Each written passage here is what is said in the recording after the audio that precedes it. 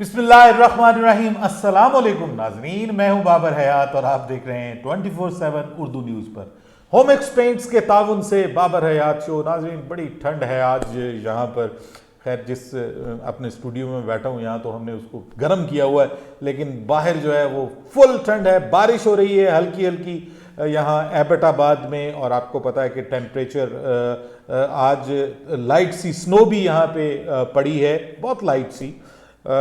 रात में आज एक्सपेक्टेड है कि टेम्परेचर जो है वो बिल्कुल 0 डिग्री के करीब करीब पहुंच जाएगा, और कल या परसों माइनस में जाने के चांसेस हैं। तो आज तो आपको पता है कि पाकिस्तान का मैच नहीं हो पाया, एक ओवर भी नहीं हो पाया, और चौथा दिन भी पाक श्रीलंका टेस्ट मैच का, तारीखी टेस्ट मैच का जो है वो बारिश की नज़र हो गया। तारीखी टेस्ट मैच, तारीखी मायूसी पाकिस्तान के क्रिकेट फैंस को। लेकिन ये प्रोग्राम मैं करने जा रहा हूं पाकिस्तान सुपर लीग के हवाले से, क्योंकि आप में से बहुत सारे मेरे जो दोस्त हैं, भाई हैं, नौजवान हैं, उन सब ने ये कहा कि बाबर भाई पीएसएल के ऊपर प्रोग्राम करें। तो मैं सीरीज ऑफ प्रोग्राम्स करने जा रहा हूं। एक प्रोग्राम हमने ओवरऑल ड्राफ्ट पे किया था। अब इमरान ने हमें डीजी खान से फ़ोन किया और कहने लगे कि भाई मैं होता तो डीजी खान में हूँ, लेकिन कोयटा ग्लैडिएटर को मैं सपोर्ट करता हूँ, तो कोयटा ग्लैडिएटर के ऊपर बात कीजिए। तो जनाब, आज हम स्टार्ट कर रहे हैं इस सीरीज ऑफ प्रोग्राम को, जिसमें 6 की 6 टीमों को फर्दन मैं डिस्कस करूंगा और तफसील से डिस्कस करूंगा। So if you are a Quetta Gladiator fan तो आप खुश हो जाइए, क्योंकि मेरे ख्याल में कोयटा ग्लैडिएटर ने एक ऐसा जबरदस्त काम किया है कि जिसकी वजह से वो सबके ऊपर बाजी ले गए हैं। और if you are a Quetta Gladiator fan तो फिर वीडियो को लाइक और शेयर करना मत भूलिएगा, क्योंकि इससे ज़बरदस्त इंशाल्लाह एनालिसिस आपको कोयटा ग्लैडिएटर का कहीं और नहीं मिलेगा। जनाब, कोयटा ग्लैडिएटर की बहुत सारी अच्छी चीज़ें जहाँ पे हैं, वहाँ पे थोड़ी बहुत ऐसी चीज़ें हैं कि जो मेरी समझ से बालातर हैं, वो नहीं होनी चाहिए। जहाँ पे ये फील हो कि आप किसी को ओब्लाइज कर रहे हैं, कुछ इस किस्म का काम, वो नहीं होना चाहिए। कोयटा ग्लैडिएटर को एक ऐसा काम करना चाहिए था जो कोयटा ग्लैडिएटर ने नहीं किया। अगर वो कर लेते तो बहुत ज़बरदस्त हो जाता और इनका स्क्वाड और शानदार हो सकता था। बहरहाल, बात करते हैं सबसे पहले कि कोयटा ग्लैडिएटर ने जो खिलाड़ी रिटेन किए थे, जिन खिलाड़ियों को उन्होंने पहले बचा के रखा था, उनमें सरफराज अहमद ऑब्वियसली कप्तान है, मोहम्मद नवाज हैं, शेन वॉटसन है, ये तो कोयटा ग्लैडिएटर की शान है जनाब, और अहमद शहजाद हैं, ये भी ऑब्वियसली बड़ी इंपॉर्टेंट पोजीशन पे ओपनिंग करते हैं। उसके बाद उमर अकमल हैं, मोहम्मद हसनैन हैं, नसीम शाह हैं और एहसन अली हैं। ये तो इनका जनाब पूरे का पूरा जो स्क्वाड है वो जो इन्होंने रिटेन किए थे 8 खिलाड़ी। अब अगर हम बात करें जो हमारा जो ड्राफ्ट हुआ, और ड्राफ्ट के अंदर इन्होंने जेसन रॉय को जनाब प्लेटिनम के अंदर सेलेक्ट किया, और ये पहली इनकी वो थी चॉइस थी, और ये पहली पिक भी इनके पास आई थी, क्योंकि बारियां डाल के, जैसे हम बचपन में क्रिकेट में वो बल्ले के नीचे बारियां डाल के 1 2 3 बारियां सिलेक्ट करते थे ना क्रिकेट खेलते हुए, इसी तरह पीसीबी ने इस बार ये पिक की तरतीब बनाई थी। तो पहली पिक जो थी वो ऑब्वियसली कोयटा ग्लैडिएटर के पास थी, तो उन्होंने अपनी पहली पिक का बड़ा ज़बरदस्त फ़ायदा उठाया, और इस टूर्नामेंट के सबसे ज़बरदस्त बैट्समैन, सबसे एक्साइटिंग बैट्समैन और सबसे हाईली अप्रिशिएटेड इस वक्त दुनिया में जो कह सकते हैं हम, जेसन रॉय, उनके ऊपर इन्होंने कब्जा कर लिया। डायमंड में इन्होंने बेन कटिंग को लिया, जो कि बड़ी ज़बरदस्त चॉइस है। Ben cutting international T20 circuit का एक बड़ा, जिसको हम कहते हैं ना, हाईली परचेज्ड प्लेयर है, और उसकी वजह यह कि ज़बरदस्त यूटिलिटी क्रिकेटर है, बॉलिंग भी ज़बरदस्त करता है, बैटिंग में लंबे लंबे छक्के लगाता है, फील्डिंग भी बहुत शानदार करता है। तो एक वंडरफुल यूटिलिटी प्लेयर है बेन कटिंग। उसके अलावा गोल्ड में इन्होंने फवाद अहमद को माफ़ कीजिएगा लिया, लेग स्पिनर हैं, सवाबी के हैं, लेकिन रहते ऑस्ट्रेलिया में, तो ऑस्ट्रेलियन ही अब उनको हम कहेंगे, क्योंकि वो ऑस्ट्रेलियन टीम की जानिब से भी खेल चुके हैं। पिछली बार उनके चेहरे पे बॉल लग गई थी बड़ी शदीद किस्म की, और वो ज़ख्मी हो गए थे, और उसके बाद फिर वो खेल नहीं पाए। फवाद अहमद को इन्होंने गोल्ड में, सिल्वर में सोहेल खान, टेमिल मिल्स और अब्दुल नासिर के बारे में मैं आपको बताऊं कि हमें पता चला है कि ये लोकल बॉय है कोयटा का। मुझे किसी ने कहा कि बलोचिस्तान के किसी लड़के को, या बिस्मिल्लाह खान को इन्होंने पिछली बार रखा था, उसको शामिल नहीं किया। तो मैंने कहा कि नहीं जनाब, इस बार इन्होंने शामिल किया है, and that is Abdul Nasir. Abdul Nasir team का हिस्सा है। एमर्जिंग में इन्होंने आरिश खान को, आरिश खान जो है बाय द वे ये अंडर 19 के प्लेयर हैं, और इस वक्त ये जो अंडर 19 वर्ल्ड कप के लिए टीम सेलेक्ट हुई है उसमें भी ये पाकिस्तान स्क्वाड का हिस्सा है। और आजम खान जो है ये मोइन खान के थोड़े तगड़े और सेहतमंद किस्म के साहबजादे हैं। आजम खान, आपने इनको भी देखा होगा, इस पर भी बात करेंगे। लेकिन सप्लीमेंट्री में इन्होंने कैमू पॉल जो हैं वेस्ट इंडियन, उनको सेलेक्ट किया है, और खुर्रम मंजूर को सेलेक्ट किया है। अब इनका जो टोटल स्क्वाड हो गया है जनाब, उसमें अब आप देखिए कि खुर्रम मंजूर एक ओपनर हैं, अहमद शहजाद भी एक ओपनर हैं, उसके बाद तीसरे ओपनर जो हैं वो शेन वॉटसन भी एक ओपनर हैं, ठीक है जी, ये भी ओपनिंग बैटिंग करते हैं। तो जेसन रॉय भी ओपनर हैं। तो 4 तो इन्होंने बिल्कुल ही ओपनिंग बैट्समैन ले लिए हैं। 2 जोड़ियां अलग अलग से बनाई जाती हैं। अब इनके लिए प्लेइंग 11 सेलेक्ट करना थोड़ा सा टफ हो जाएगा। खुर्रम मंजूर बहुत अच्छा है, लेकिन खुर्रम मंजूर को आप ठीक है ओब्लाइज किया है बीइंग कराचाइट्स आपने, और ठीक किया उसको, लेकिन उसकी यूटिलिटी क्या होगी ये सोचने वाली बात है।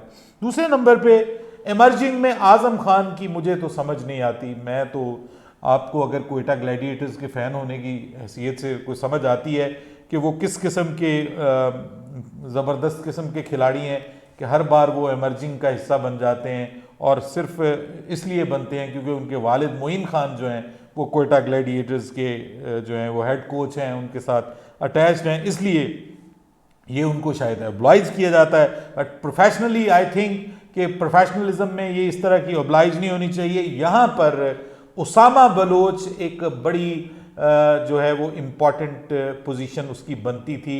उसामा बलोच एमर्जिंग प्लेयर्स की लिस्ट में यहाँ पे शामिल हो सकता था, लेकिन उस टैलेंटेड क्रिकेटर को शामिल नहीं किया गया, और इन्होंने शामिल कर लिया है इस टीम में आजम खान को। बहरहाल ये एक चॉइस ऐसी है, और एक चॉइस मैं उसको गलत नहीं कहता, लेकिन रश हो गया ना आपके पास इतने टॉप ऑर्डर बैट्समैन हो गए हैं कि अब आप 2 ओपनर्स के साथ जाएंगे, से अहमद शहजाद और जेसन रॉय के साथ आप ओपनिंग करेंगे। तीसरे नंबर के ऊपर आप जो है वो शेन वॉटसन को भी आप ड्रॉप नहीं कर सकते। चौथे नंबर पे आप उमर अकमल को भी लेकर के आएंगे।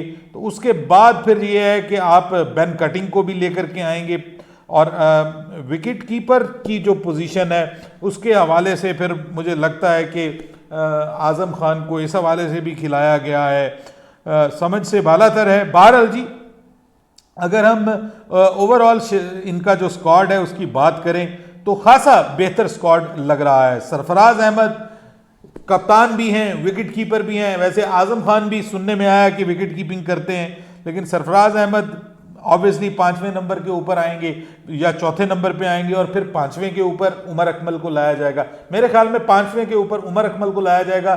सरफराज अहमद जो है वो बजाते खुद चौथे नंबर के ऊपर बैटिंग करेंगे। उसके बाद इन्होंने इस बार बेन कटिंग को जो शामिल किया है, कैमो पॉल जो हैं उनको किस पोजीशन पे खिलाएंगे ये भी सोचने वाली बात है, और खुर्रम मंजूर क्या ये किस पोजीशन पे खेलेंगे ये भी सोचने वाली बात है। उसके बाद मुझे लग रहा है कि जो बॉलिंग है, बॉलिंग में एक्सपीरियंस की अगर हम बात करें तो सोहेल खान खासे एक्सपीरियंस्ड हैं, और उनको ख़ास तौर पे जो डेथ ओवर्स की बॉलिंग है वो अच्छी करते हैं।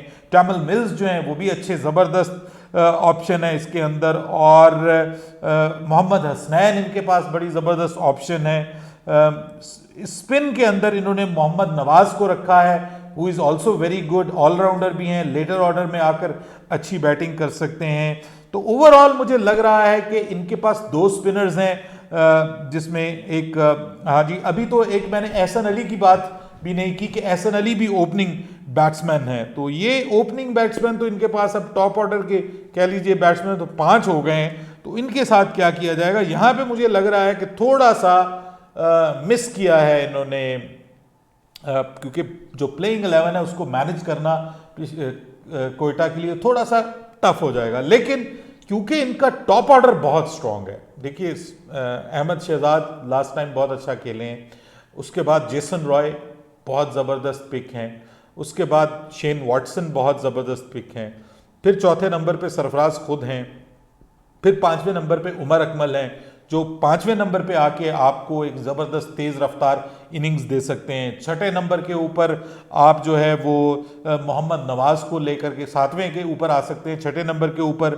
आप ऑब्वियसली कोशिश करेंगे कि बेन कटिंग आ जाए छठे नंबर के ऊपर, और सातवें के ऊपर मोहम्मद नवाज़ आ जाए। आठवें नंबर के ऊपर आप फिर कोशिश करेंगे कि जो फवाद अहमद हैं ये हों या सोहेल खान हो। बाकी आगे फिर आपको पता है कि बॉलर्स आ जाएंगे। इनके पास जो ऑलराउंडर हैं उसमें तो एक तो बेन कटिंग एक अच्छे ऑलराउंडर हैं, उसके अलावा मोहम्मद नवाज़ अच्छे ऑलराउंडर हैं, उसके अलावा शेन वॉटसन अच्छे ऑलराउंडर हैं, खुद बॉलिंग भी करते हैं और बैटिंग भी करते हैं, बल्कि दुनिया के टॉप के ऑलराउंडर्स में से हैं। तो they have 3-4 good allrounders, they have 4-5 good top order batsman.